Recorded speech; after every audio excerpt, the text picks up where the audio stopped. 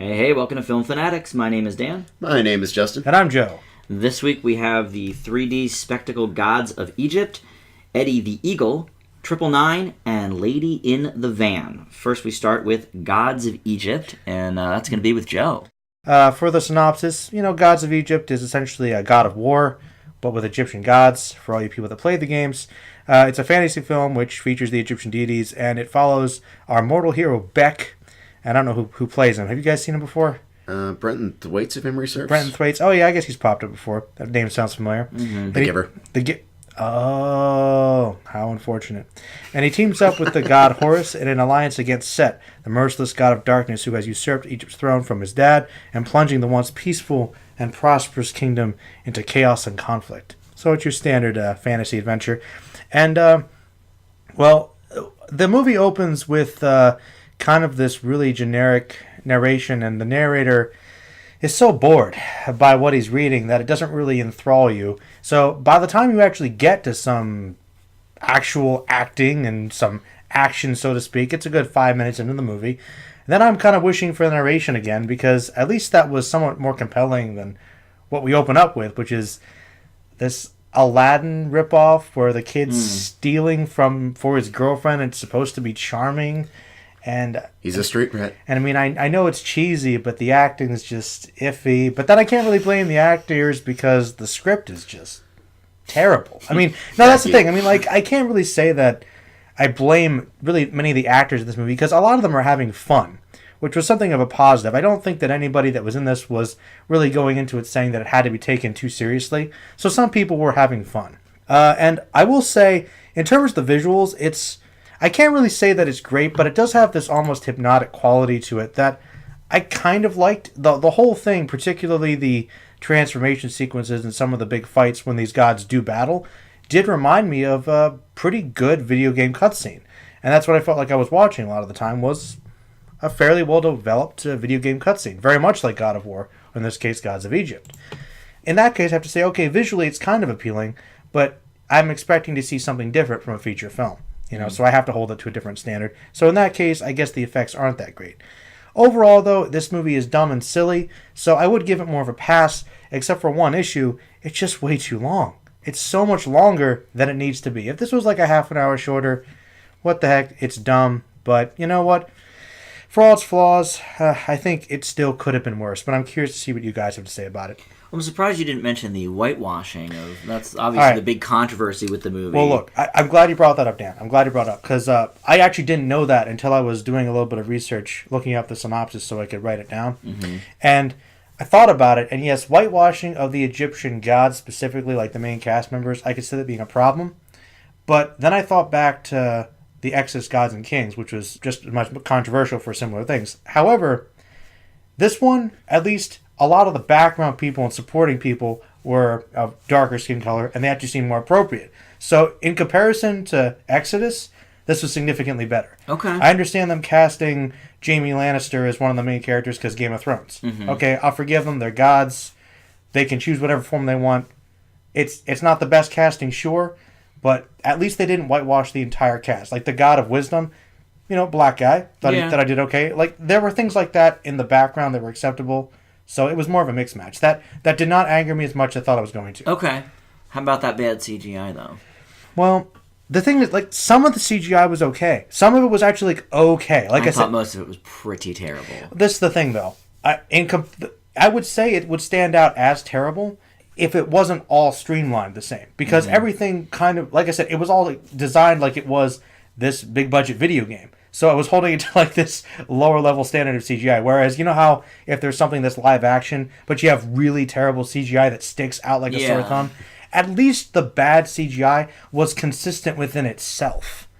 So that's interesting to sort of look at it that way. And for me, I didn't really get that they were going for a video game vibe, but I'm not much of a gamer, so I wouldn't. Well, that's fine, but when I make the God of War comparison, I'm looking at it, and it does really remind me of that, which makes me almost wonder, was there some weird spin-off that they just kind of pitched to a movie studio and said, hey, let's use some of these sketches, make our own cutscenes, and call it a movie. And so it was more interesting stylistically. So I guess I gave it a pass for just something unique. I thought that was definitely one of the worst parts of the movie, the CGI. It was so obviously, like the whole movie was on a green screen, basically. Yeah. And even when people like turned into the winged creatures, it just looked goofy to me.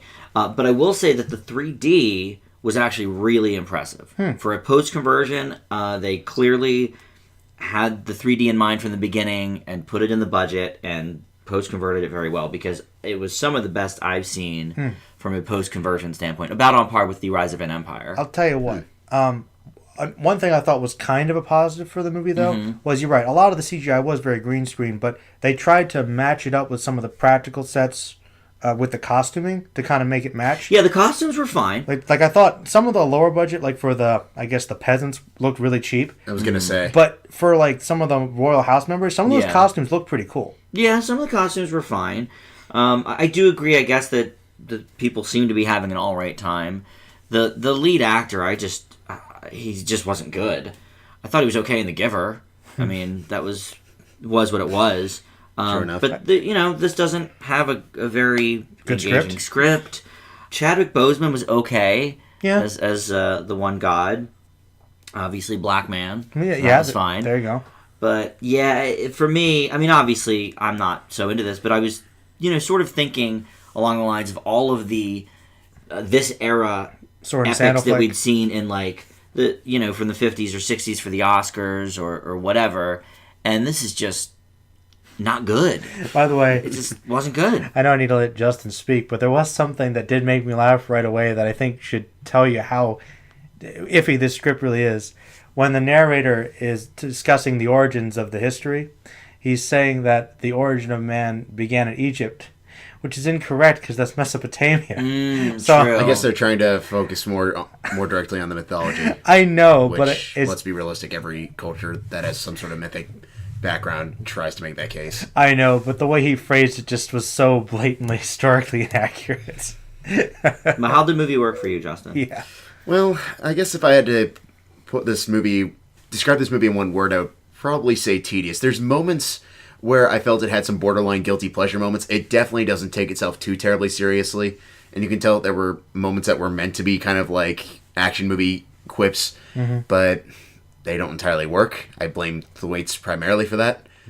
Visually, I'm kind of somewhere between you two. I think the CGI works well in small doses when it's all over the place. Like in some sequences when they're in this weird demon world thing, it looks like a really, really bad video game, and it sticks out like a sore thumb and makes me think of Catwoman, which was probably some of the worst CGI I've ever seen.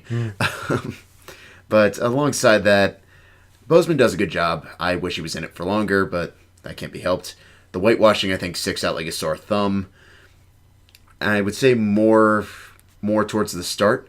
But one thing that did surprise me is, yes, it is an incredibly long movie, but it's surprisingly well paced.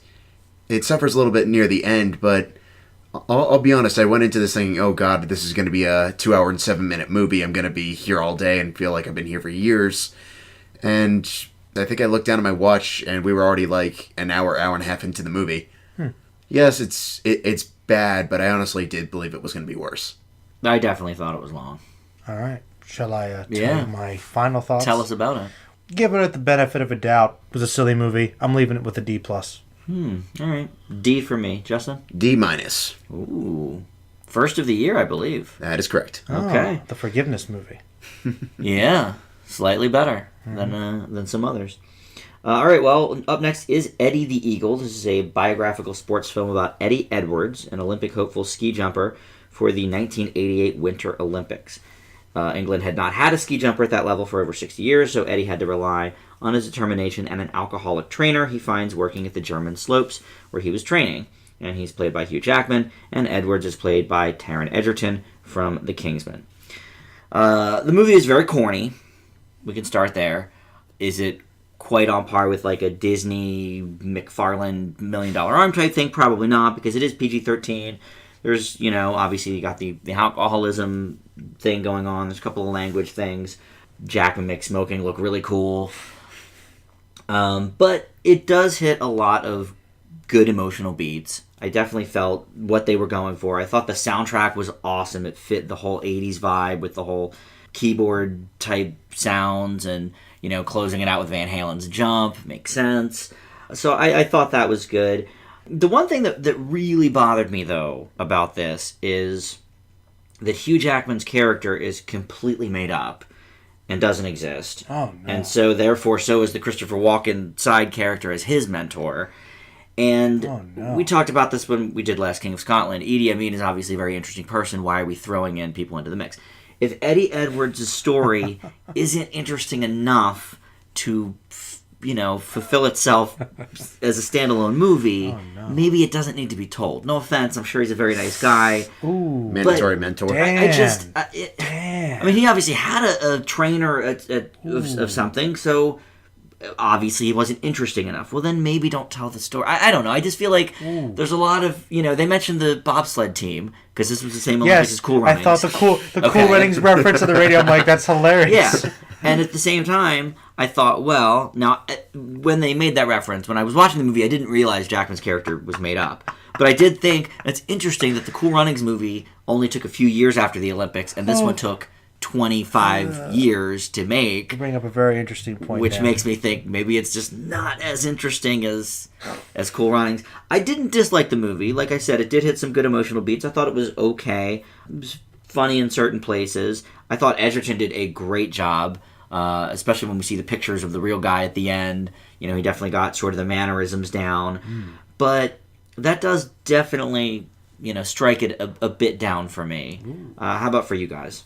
Well, I didn't know about the whole Jackman thing until tonight, Dan. But honestly, you're right. This is a very corny story, but what really makes this work is definitely Edgerton, who proved his charisma in Kingsman and just continues to own it here, there, and everywhere throughout it. I mean, I'd say the opening is where we get the best stuff, where it's just his origin story, talking about wanting to achieve, wanting to overcome everyone telling him no, and you feel for him. And once we finally get to Edgerton front and center, it's even more so.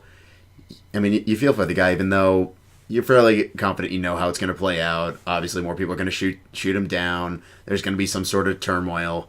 The weird Happy Gilmore-esque, my teammates are messing with me plot point near the end I thought was a little ridiculous, but I'm sure there was some aspect of that. I believed that part. That made sense. Oh no, I'm not denying believability. It just seemed a little goofy, as well as two particular beats with Hugh Jackman. One of which gets absolutely no callback whatsoever, and it's just awkward to watch. But I think for what it is, it's a pretty standard feel good movie, and I can respect that. Which one doesn't get the callback? The bit where he's trying to explain how he should emulate The Flying. Emulating Bo Derek. Oh, the Bo Derek scene. pleasing like a that certain part. celebrity. Yeah, but it does get called back because Edgerton uses it at the end. At the end, I'm going to go full Bo Derek. Yeah, Yeah, that was called back. so that definitely was called back. Big plot point, actually. Ish. I mean, you can clearly tell it's more Eagle now instead of Well, Derek, look, but obviously, but that's the technique that sort of saves the day. This is like the They only call him an eagle because of what he does off of the slopes. well, he also flies. He does. But I mean, that's when. Oh, hey, Broadbent. By the way, I forgot to mention him. Yeah, good Commentator Broadbent. Broadbent experience, definitely one of the great surprises. I mean, double the broadbent this week. What's on to love? I'm guessing you're waiting to hear what I thought about it. I can't wait. Well, Please. I'll tell you, this, I guess, I have to check my grades, gentlemen, but this might be my favorite movie so far this year. Is that right? Like, I really, really like this movie. I do agree, it definitely falls into kind of the cookie cutter sports drama cliche. Like, all these beats have been run over before. It's stuff we've all seen, but it's just so much heart behind it, though. It's kind of hard to ignore. Mm-hmm. It's just so sweet and uplifting. It's such a great message. And I think a great story that should be told because it's, like the main message of the movie, winning or losing or how far you go isn't necessarily the most important thing, but kind of doing your absolute best. oh, yeah, the messages of the movie are great. Like, I mean, yeah. like the center, I think, is just one of those things that does need to be told. And you're right. It's kind of an interesting contradiction because you're right, though. Now that you told me about the Hugh Jackman thing, because that really does, unfortunately, change my perspective of the movie a little bit. Mm-hmm. Because you're right, it is a good story for Eddie, But you got to wonder how interesting would it have been had we not had that whole conflict with somebody to egg him on and help him. Instead, it would have just been watching this guy trying to do this sport, which admittedly extremely intense, and I have more respect now that I know more about it. Yeah. But, in all honesty, compared to a lot of other sports, it's not really the most interesting to watch. So training would have just been more of him getting beaten up and eventually getting better. But would that have filled the whole movie? Not entirely sure. So it's kind of a contradiction there. And I also really liked Hugh Jackman's character, and I liked his performance. He was so into this movie. He was definitely in Real Steel mode, though. Yeah, he was Real Steel. Yeah, I thought about Real Steel, too. He was Real Steel, but unlike the Real Steel character, he's actually more likable, and he puts more energy than he did in Real Steel. It's true. He really does. I'm not sure if I agree with that. It's been years since I've seen that movie, but he was not that likable throughout most of Real Steel. Or at least... He's not real likable in this one. Yeah, I either. was actually going to think he wasn't that likable really until towards the end, I would say. He gets better. He does get better. The biggest problem, and really I guess the biggest technical weakness with the movie is the Christopher Walken thing with his teacher, which just feels like this kind of extra plot that, if you're going to have it in there, give it more time, and then it's just kind of there. Give it more depth for that matter. A little more conflict, and then it's over. It's resolved, basically. Yeah. Especially if it's made up. You can do whatever you want with it. Yeah, you might as well, fine. If you don't have to stick to what actually happened, then just do whatever. Expand, go more in depth. Let's have his character fleshed out more. But no, it's like, oh, okay, that was a thing, apparently. Which wasn't a thing. Yeah, that part didn't really do it for me either. So yeah, that seemed a little rushed and a little weak. Could have used more time with that. But overall, though, the core of it, like you guys said with Edgerton, he did a great job. Yeah, proves that his dynamic performance, getting really into it, and like I said, I'm excited to see where he's going in his career. Yeah, he's definitely, I think, kind of a rising star. He's already proving he can do some diverse stuff, and he goes full on into it. And I think Jackman did as well. I think everybody in this movie had fun. It's a good story, good moral. It's definitely a solid, if not cliche and cheesy sports movie, but I do think it's a good story, and I really did like it. And had it not been for that whole Hugh Jackman thing being made up, it might have been even getting a higher grade, but I will take that into account. Okay, well, what is your grade? My grade now is a B. That's where I was until I learned about the Jackman thing, so I give it a B-. And same B-. Okay. Well, up next is 999, and let's hear about that, Justin. A team of corrupt cops and ex-military, led by Terrell, played by Chiwetel Ejiofor, are blackmailed by the Russian mob, led by Irina Vaslov, played by Kate Winslet, to rob a special forces safe house for special government files. Desperate for a distraction, the team tries to pull a 999, code for Officer Down, until things go wrong, and as to be expected, no one is to be trusted. Anthony Mackie, Aaron Paul, Norman Reedus, and Casey Affleck also star. That's a lot of people. There's a lot of people, and considering the star power, this sounds like it should be a great movie, and it just is kind of blah. Primarily because it's a story with little mini stories inside it that almost hurt it instead of help it. The first hour goes by fairly quickly. You're invested. There's enough action to keep you invested in suspense, and then we get to the hour mark where it just sort of throws in random subplots, trying to add more motivation for every single character that's managed to survive this far. Really, just a lot of different things going on, and it's borderline impossible to keep up with at times. I was definitely hoping for more from this one. Where do you guys stand on the whole storyline? Well, it's definitely convoluted. Which part? Politely. Well. The problem is, Kate Winslet's entire plot doesn't need to be there. Winslet, I love her, but the accents lately are just killing me. The Steve Jobs accent was terrible. This is worse. The Russian mob, I don't know what was going on.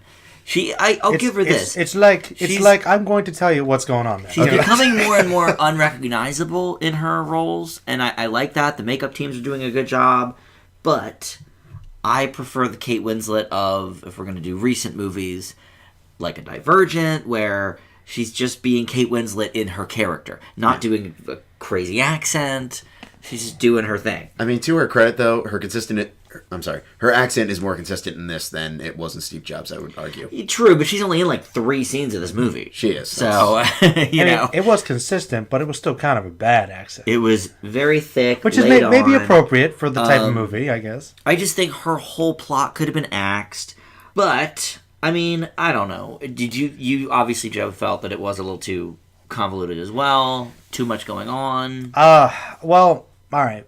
There definitely was too much going on. It was a very convoluted plot, but I think it's a convoluted plot that could have been fleshed out a little more. Like, this is actually a movie that I think has a lot of potential, and I think it could have definitely met its potential had it had more time to flesh out each of its characters and develop each subplot, because each one individually is kind of interesting, but the problem is most of these characters we only get to establish just enough to kind of know where they're coming from. But It goes Departed. It goes even worse than Departed, because at least with Departed, most of those characters you had time to get to know their motivations. And the main story, if you will, like the story that is the 999 Center, the potentially most interesting. The robbing. Well, the robbing's part of it. It's like they wanted to divide it between like the town from the criminal's perspective, what they're going through, which would be fine. But we only get about like a half amount of time with that, and then they try to transfer their whole storyline to this whole thriller thing with everybody stabbing each other in the back, which is kind of interesting, but you don't really know Extremely predictable, though. Very predictable, but you don't really know enough about the characters to care. And then once again, you've got the main plot, which has potentially the most drama between Affleck and Mackey's character, which, like I said, could have gone somewhere, but once again, they didn't have enough time, so they just kind of skipped to, okay, Mackie starts off not really caring, develops kind of a relationship with Affleck because the plot demands it, and then kind of goes back on it, and then, okay, there's kind of a cool reversal thing, which was clever, I thought, with how that how that happened. The 999 doesn't come where you think it's going to come from, which I will give the movie points for that. But once again, the biggest thing that sabotaged the movie is just not enough time. Too many characters, too much going on, and not enough time to really care about any of it. Because you just don't know the characters well enough. So it sabotaged itself. I can't disagree with that. But speaking of sabotage, Sabotage. I think this movie is, 5 times better than Sabotage. So 5 times better than Horrible is not Horrible. that great. I'm not saying it's a great movie. Better performance. But I was much more engaged with this than anything in Sabotage. Well, and you're right, we don't get enough time with the characters. But at least what we did get was enough. Enjoyable. Well, to an extent, I feel. Well, it's like I said, that the movie could have definitely been stronger had we known them. But we know enough. Like, okay, well, this guy's brother. This is why he cares. Oh no, this is his problem. Okay, this person got blackmailed by her. This is his motivation. So we know enough, but we could definitely know a lot more to make it stronger. That's the... Yeah, I don't disagree with that. And actually build up the tension, or at least, cut out some of the stuff that we don't need, like the entire... Well... let's talk about the random gang they have to deal with outside of it. Yeah, that was the biggest problem, plot-wise, I have with the movie, is, there's... You guys know what it is, but for the listeners, the main plot's the whole, Russian betrayals, robbery thing, and then you got this cop thing that they're involved to distract them, but... Somehow connected. It's never really explained.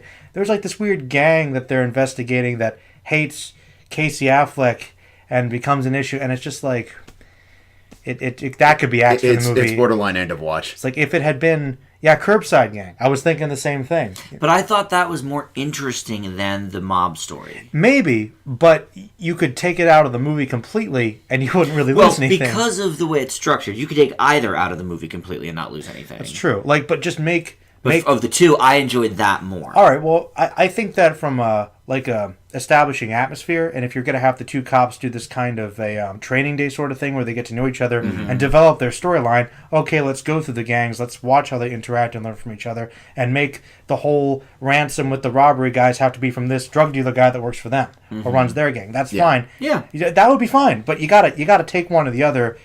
Kate Winslet could try a Spanish accent. Right?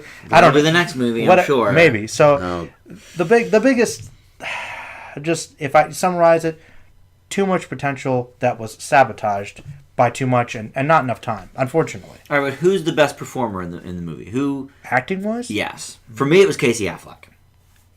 Which I was surprised by because this is a great cast. Not that I don't like Casey Affleck, but I mean you've got Woody Harrelson, you've got Winslet, you've got Chiwetel, who was also very good. Oh yeah. I actually really liked, I don't know the actor's name, but the Hispanic guy that's in everything. Oh, yeah, he is in many, many things. I actually liked his performance quite a bit in this. He's a good character actor. I'd probably give it to Anthony Mackie.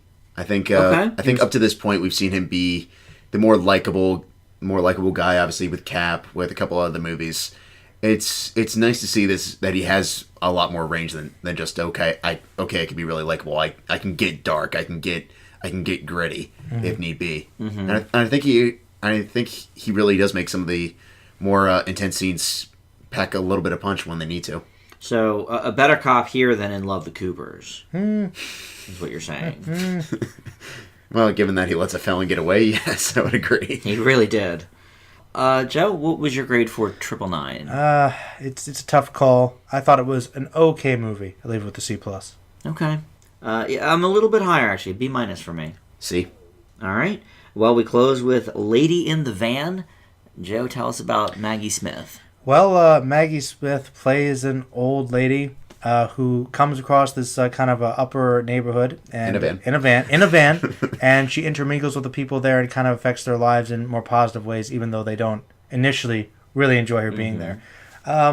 One specifically, who basically she lives in his driveway.